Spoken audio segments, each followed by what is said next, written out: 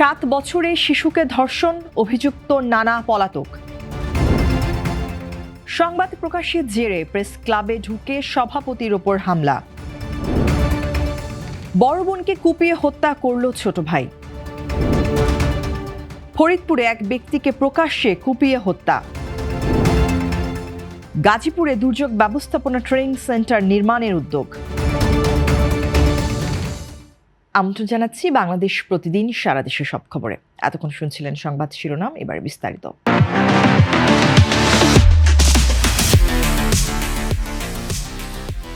যশোরে 7 বছরে এক শিশুকে ধর্ষণের অভিযোগ উঠেছে। 3 মার্চ মঙ্গলবার সকালে অসুস্থ অবস্থায় তাকে যশোর 250 শয্যা জেনারেল হাসপাতালে ভর্তি করা হয়েছে। অভিযোগ অনুযায়ী 2 মার্চ সোমবার রাত 9টার দিকে যশোর মেডিকেল কলেজ সংলগ্ন একটি ভাড়া বাসায় শিশুটিকে ধর্ষণ করা হয়। অভিযুক্ত হাফিজুল সাতক্ষীরা এলাকার বাসিন্দা এবং ভুক্তভোগীর নানির আপন ভাই। তিনি বর্তমানে যশোর মেডিকেল কলেজ এলাকার একটি বাসায় ভাড়া থাকতেন। ঘটনার পর থেকে তিনি পলাতক রয়েছেন। হাসপাতালের আবশ্যিক medical officer doctor Habiba Sultana ফোয়ারা জানান, শিশুটির ভ্যাজাইনাল ইনজুরি রয়েছে এবং অতিরিক্ত রক্তক্ষরণের কারণে চিকিৎসা দেওয়া হয়েছে। শারীরিক আলামত সংগ্রহ করা হয়েছে। মেডিকেল রিপোর্ট হাতে পেলে বিস্তারিত জানা যাবে। যশোর কোতোয়ালি মডেল থানার ভারপ্রাপ্ত কর্মকর্তা ফারুক আহমেদ জানান, বিষয়টি গুরুত্বের সঙ্গে তদন্ত করা হচ্ছে। মেডিকেল রিপোর্ট পাওয়ার পর আইনগত ব্যবস্থা নেওয়া হবে। সাতক্ষীরার শ্যামনগর উপজেলা প্রেস ক্লাবে ঢুকে সভাপতি ও সমকাল পত্রিকার প্রতিবেদক সামিউল মনিরের উপর হামলার ঘটনা ঘটেছে। 2 মার্চ সোমবার দুপুর 12টার দিকে এ হামলা হয়। গুরুতর আহত অবস্থায় তাকে শ্যামনগর উপজেলা স্বাস্থ্য কমপ্লেক্সে ভর্তি করা হয়েছে। এ ঘটনায় উপজেলা যুব দলের যুগ্ম আহ্বায়ক বাবলুর রহমান ও বিএনপি কর্মী আব্দুর রহিমকে আটক করেছে পুলিশ। ভুক্তভোগী সামিউল মনির জানান, গত 23 ফেব্রুয়ারি খোল পেটুয়া ও কপোতাক্ষ নদে বালু লুট নিয়ে প্রতিবেদন প্রকাশের পর থেকেই তিনি হুমকি পাচ্ছিলেন। এছাড়া প্রত্যক্ষদর্শীরা জানান, বাসস্ট্যান্ড এলাকা থেকে শ্যামনগরের সর্বস্তরের জনগণ ব্যানারে একটি মিছিল প্রেসক্লাব চত্বরে এসে মানববন্ধন করে। এক পর্যায়ে উপজেলা যুব দলের কয়েকজন নেতাকর্মী সহ 25 থেকে 30 জন প্রেস ক্লাব ভবনে ঢুকে সভাপতির উপর হামলা চালায় এবং তাকে মারধর করে বাইরে নিয়ে আসে। শ্যামনগর থানার ওসি খালেদুর রহমান বলেন, মামলা প্রক্রিয়াধীন এবং অন্য হামলাকারীদের গ্রেপ্তারের চেষ্টা চলছে। চট্টগ্রাম নগরের হালি শহরে পারিবারিক বিরোধের জেরে বড় বোন সানোয়ারা বেগমকে কুপিয়ে হত্যা করেছে ছোট ভাই জানে আলম। 2 মার্চ সোমবার রাত 11টার দিকে ঈদগাঁও বড় পুকুর পাড় এলাকায় এই ঘটনা ঘটে। প্রত্যক্ষদর্শীরা জানান, তারাবির নামাজের সময় পাওনা টাকা নিয়ে দুজনের মধ্যে বাক বিতণ্ড হয়। এক পর্যায়ে জানে আলম ছুরিকাঘাত করে সানোয়ারাকে হত্যা করে।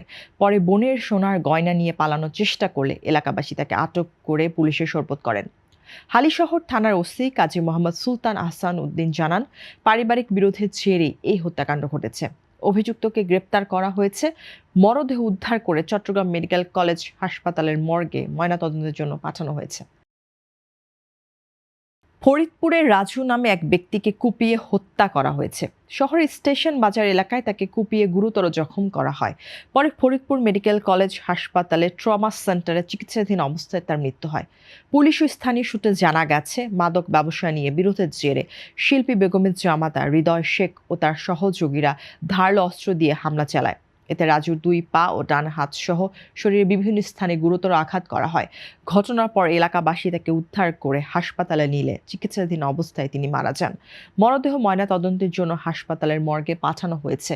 মঙ্গলবার সকালে ঘটনাস্থল পরিদর্শন করেন পুলিশ সুপার নজরুল ইসলাম। তিনি জানান, মাদক সংক্রান্ত বিরোধের জেরে এই হত্যাকাণ্ড ঘটেছে বলে প্রাথমিকভাবে ধারণা করা হচ্ছে।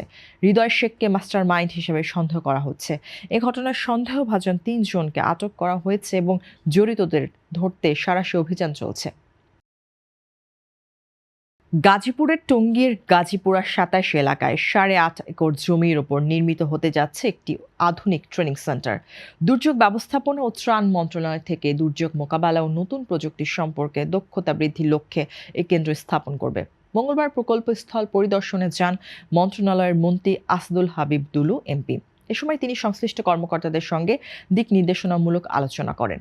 উপস্থিত ছিলেন প্রতিমন্ত্রী এম ইকবাল হোসেন, এমপি এবং দুর্যোগ ব্যবস্থাপনা অধিদপ্তরের মহাপরিচালক রেজানুর রহমান প্রমুখ সহ অন্যান্য কর্মকর্তারা। পরিদর্শন শেষে গাজীপুর মেট্রোপলিটন পুলিশের পক্ষ থেকে মন্ত্রী ও প্রতিমন্ত্রীকে গার্ড অব অনার প্রদান করা হয়। দর্শক, এই ছিল এখনকার মতো সংবাদ। এতক্ষণ সঙ্গে থাকার জন্য ধন্যবাদ। পরবর্তী বুলেটিন দেখতে চোখ রাখুন বাংলাদেশ প্রতিদিনের ফেসবুক পেজ ও ইউটিউব চ্যানেলে।